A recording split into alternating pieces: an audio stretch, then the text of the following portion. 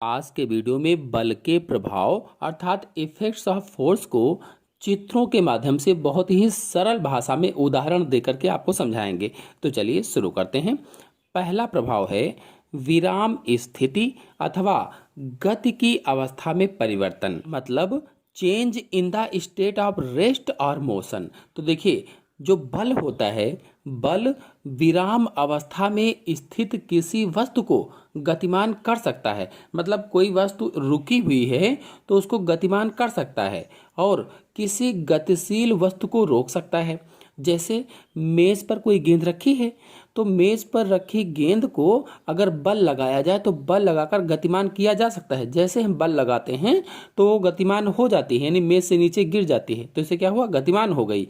इसी तरह से खेल के मैदान में फुटबॉल पर पैर से धक्का मारने पर फुटबॉल गतिशील हो जाती है। जो खेल का मैदान होता है उसमें जो खिलाड़ी होता है फुटबॉल पर पैर से धक्का मारता है, यानी पैर से बल लगाता है, और पैर से धक्का मारने या बल लगाने पर फुटबॉल जो होती है वो गतिशील हो जाती है। इसी प्रकार से हम एक गतिमान फुटबॉल को विपरीत दिशा में बल लगाकर रोक भी सकते हैं। अगर गतिमान फुटबॉल है, चल रहा है, गतिमान है, तो उसको हम उसके विपरीत दिशा में बल लगाएं तो रोक सकते हैं। फिर चलिए, दूसरा प्रभाव है चाल में परिवर्तन, यानी चेंज ऑफ स्पीड।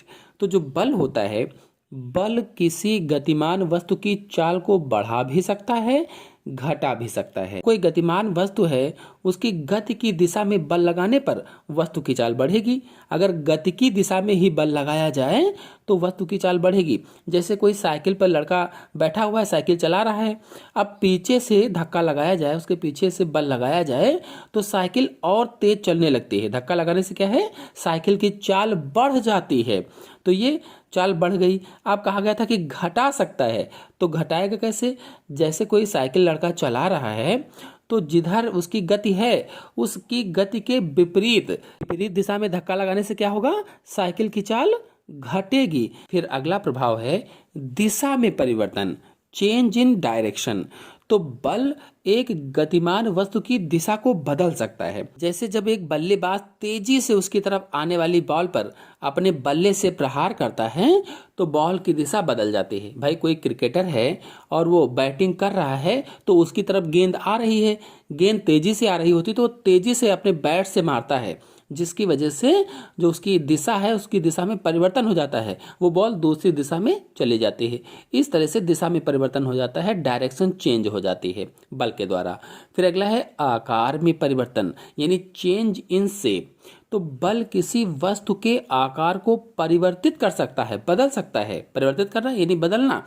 जब आप टूथपेस्ट जो होता है घर में सुबह सुबह मंजन करते हैं, ब्रश करते हैं, तो टूथपेस्ट की ट्यूब को दबाकर पेस्ट निकालते हैं। जैसे ही आप उस पर बल लगाते हैं, दबाते हैं, दबाना क्या है, कैसे बल लगाते हैं, बल लगा करके, तो बल लगाने से क्या होता है, ट्यूब का आकार बदल जाता है और टूथपेस्ट बाहर निकल आता है। तो आकार में परिवर्तन हुआ। जैसे ही आपने टूथपेस्ट पर बल लगाया तो उसका आकार बदल गया, पिचक गया वो। इस तरह से आकार चेंज हो जाता है।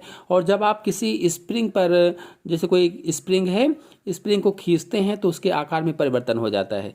तो इस तरह से बल लगा करके उसके आकार में परिवर्तन किया जा सकता है। बलों के संयुक्त प्रभाव को अगर देखा जाए, कंबाइंड इफेक्ट्स ऑफ फोर्सेस को देखा जाए, तो कभी कभी बल लगाने पर एक समय में एक से ज़्यादा परिवर्तन हो जाते हैं। एक समय में एक से ज़्यादा। जैसे आप शरीर को गर्म करने के लिए बॉल को या गेंद को दीवार पर मार कर खेल रहे हैं।